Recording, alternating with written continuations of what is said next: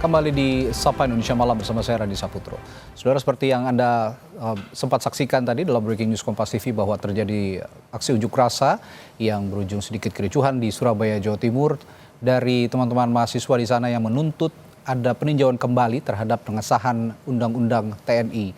Dan malam hari ini kita juga akan membahas soal itu, dan seperti kita ketahui sejumlah kalangan bersiap menguji Undang-Undang TNI hasil revisi ke Mahkamah Konstitusi. Lalu apa saja pertimbangannya dan bagaimana peluang dikabulkannya di Mahkamah Konstitusi? Kita akan bahas bersama salah satu pemohon uji materi Undang-Undang TNI ke MK. Ada Kelvin Oktariano. Selamat malam, Kelvin. Selamat malam, Mas. Baik. Dan di sambungan virtual ada anggota Komisi 1 DPR RI dari fraksi Partai Kebangkitan Bangsa, Syamsu Rizal atau yang akrab disapa Deng Ical. Selamat malam, Deng Ical. Selamat malam, Assalamualaikum warahmatullahi wabarakatuh. Saya tanya ke penggugat dulu. Jadi pertimbangannya Kelvin mengajukan uji materi ke MK, apa saja poin-poinnya? Pertama, sebenarnya kita tidak menguji secara material ya, Mas. Okay. Ya. Jadi kita lebih menguji secara formil mengenai Undang-Undang TNI ini yang baru disahkan kemarin. Jadi sebenarnya ada 3 poin utama yang kita tekankan di sini. Yang pertama adalah kurangnya meaningful participation di dalam pembahasan Undang-Undang TNI ini. Dan yang kedua adalah tidak adanya Undang-Undang TNI ini di dalam prolegnas yang telah ditetapkan untuk 2025 sampai 2029 itu. Okay. Terus yang ketiga juga mengenai mekanisme carryover yang sebenarnya tidak terlimpahkan gitu di dalam RUU TNI ini dari periode sebelumnya gitu, Mas. Itu artinya poin-poin yang disampaikan uji formil ya kali ini ya, kepada Mahkamah Konstitusi. Kalau gitu saya langsung saja ke Deng Ical untuk minta tanggapannya. Ini tadi teman-teman mahasiswa Universitas Indonesia menguji formil undang-undang yang teman-teman DPR juga sudah sahkan ini. Bagaimana Deng Ical merespons hal ini? Terima kasih banyak. Yang pertama, saya menghargai dan hormat pada seluruh penggugat, terutama Mas Kelvin yang mau meluangkan waktu, pikiran, dan energi untuk melakukan gugatan ke Mahkamah Konstitusi. Karena memang ini juga banyak melahirkan kontradiksi pemahaman terhadap materialnya, dan juga secara formilnya.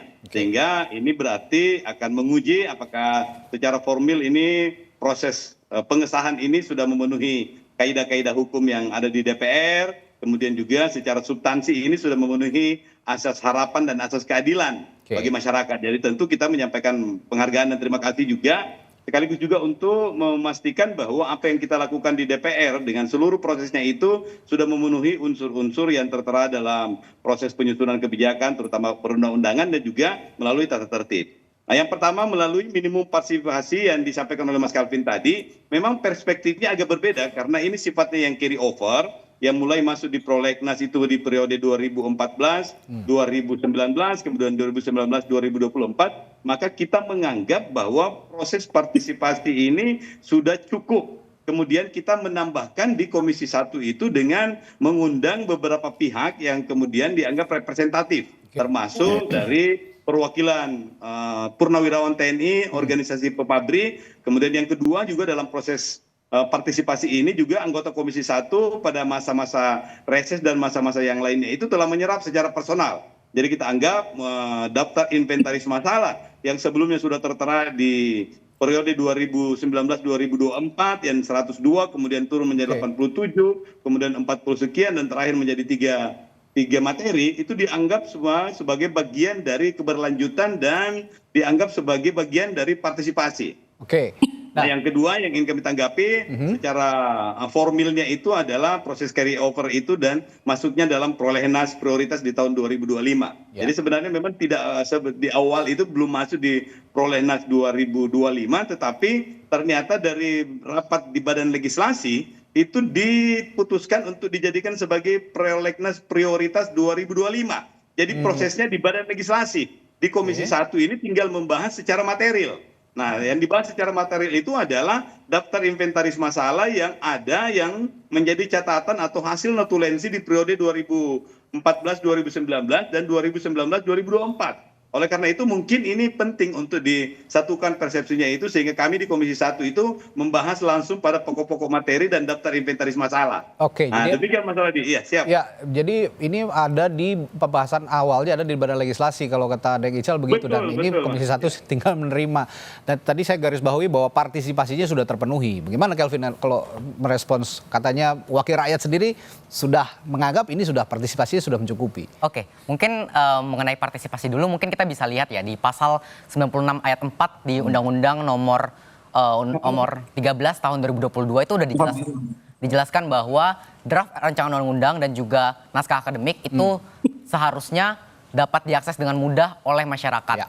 Dalam hal untuk bisa kita sebagai masyarakat untuk mudah untuk memberikan masukan terhadap undang-undang tersebut gitu. Nah, dalam hal ini mungkin kita sebagai warga negara biasalah kita bisa melihat bahwa sebenarnya dari kemarin, dari awalnya pembahasan ini dari tanggal 11 Maret kemarin mulai dibentuk panja sampai dengan tanggal 20 sampai dengan sekarang, bahkan kita belum melihat bagaimana draft RUU ini ataupun naskah akademik ini telah dirilis melalui website DPR RI. Bahkan petinggi DPR sendiri pun mengatakan bahwa naskah yang ataupun draft yang telah tersebarkan di media sosial itu bukanlah draft yang dibahas oleh mereka di dalam DPR gitu. Dan yang kedua juga mereka mengatakan juga bahwa memang sengaja tidak diberikan karena takut untuk menimbulkan perdebatan. Yang mana ini sangat berkontradiksi dengan negara demokrasi yang kita percaya selama ini di Indonesia gitu. Oke, ini yang dikatakan oleh Kelvin ini sangat masuk akal sebenarnya, Deng Ical, bahwa seharusnya diupdate, dan saya pun sebagai jurnalis begitu beberapa kali mencoba mengakses melihat daftar isian masalah yang terupdate begitu sesuai dengan pembahasan, tidak bisa diakses. Nah, ini juga yang Anda klaim dengan kenyataannya sepertinya agak bertolak belakang. Bagaimana penjelasan Anda soal ini? Iya, saya sendiri secara pribadi tidak bersikap excuse bahwa ini atau membela dari teman-teman di kesekretariatan atau kesekjenan, tetapi pemahaman kami di Komisi 1 ini adalah pada saat draft ini diserahkan itu draftnya sudah semifinal sehingga kami sudah menganggap bahwa draft ini memang sudah tersebar. Dan memang secara personal beberapa teman-teman media yang minta, yang ada sama kami, itu langsung di-forwardkan. Langsung dikirimkan semuanya. Jadi saya tidak berpikir kalau kemudian di dpr.go.id ini tidak tercantum secara detail. Karena pemahaman kami itu, karena ini sifatnya carry over, maka seluruh legal drafting mulai dari 2014 itu pada dasarnya sudah tersebar. Jadi kami sendiri menganggap bahwa bukan tanda kutip bukan tanggung jawab dari Komisi 1 karena kita secara material yang kita bahas pada saat itu. Oke. Demikian Mas Radi. Baik, ini kan bola panas sebenarnya ada di Presiden Prabowo sebenarnya sekarang, karena memang sudah disahkan menjadi undang-undang dan ini menjadi produk bersama antara pemerintah dan DPR begitu, Kelvin. Kalau Anda melihat undang-undang ini sudah jadi dan bolanya sudah ada di Presiden, apa yang harus disikapi selain Anda juga dalam secara konstitusional mengajukan uji formil ke MK? Oke, menurut saya sih tadi menanggapi dulu dari Mas Rizal dulu mengenai bahwa sebenarnya mereka menganggap bahwa draftnya sudah tersebar. Memang sebenarnya draft yang tersebar di media sosial itu sudah ada, dan itu memang draft yang sudah ada pada saat RUU TNI dibahas di periode sebelumnya, dan inilah draft yang dibilang salah oleh petinggi DPR sehingga menimbulkan pertanyaan mana sebenarnya draft yang memang dibahas di dalam Komisi 1, dan inilah yang sampai sekarang kita tidak mendapatkan gitu, padahal sudah dijanjikan bahwa ketika mereka bilang bahwa karena tidak ingin ada perdebatan dan ketika ini udah disahkan tidak ada perubahan lagi, kenapa tidak diberikan gitu. Kalau misalkan apa yang harus dilakukan oleh Bapak Presiden Prabowo, mungkin kalaupun misalkan ingin ditandatangani untuk menyatakan penetapan ini keberlakuan hukumnya itu mengikat terhadap semua orang, undang-undangnya ini silakan saja gitu. Karena kalau memang ini sudah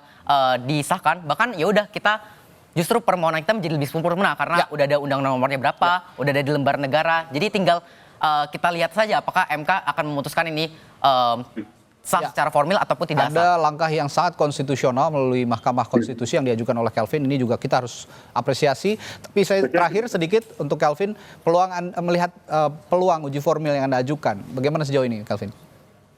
Dari kami sendiri cukup optimis sih, karena dapat beberapa banyak dukungan juga dari para ahli dan juga para mantan hakim MK juga mengatakan, dan kita juga melihat bagaimana presiden dari tahun 2020 mengenai uji formil UU Ciptaker juga sudah pernah dikabulkan oleh Mahkamah Konstitusi. Jadi kami juga berharap bagaimana Mahkamah Konstitusi di sini akan memperlihatkan netralitasnya, dan kita akan berjuang melalui jalur uji formil ini. Dan kami percaya, karena kita telah melihat fakta-fakta bahwa banyak sekali pelanggaran prosedur yang telah diamanatkan di dalam konstitusi kita melalui pasal 22A, bahwa perancangan ini diatur melalui Undang-Undang P3, dan di Undang-Undang P3 juga sudah mengingat bahwa ini tuh dibuat untuk pasal 22A, dan pada akhirnya kami percaya bahwa seluruh rangkaian yang terburu-buru untuk mengesahkan RUU TNI ini pada akhirnya mengalami cacat formil, sehingga kami percaya bahwa ini bisa terkabulkan oleh Mahkamah Konstitusi. Optimistis dari para penguji uji formil ya ke Mahkamah Konstitusi, dan ini kita akan kawal juga bersama bagaimana nanti proses uji formil yang berlangsung di MK. Terima kasih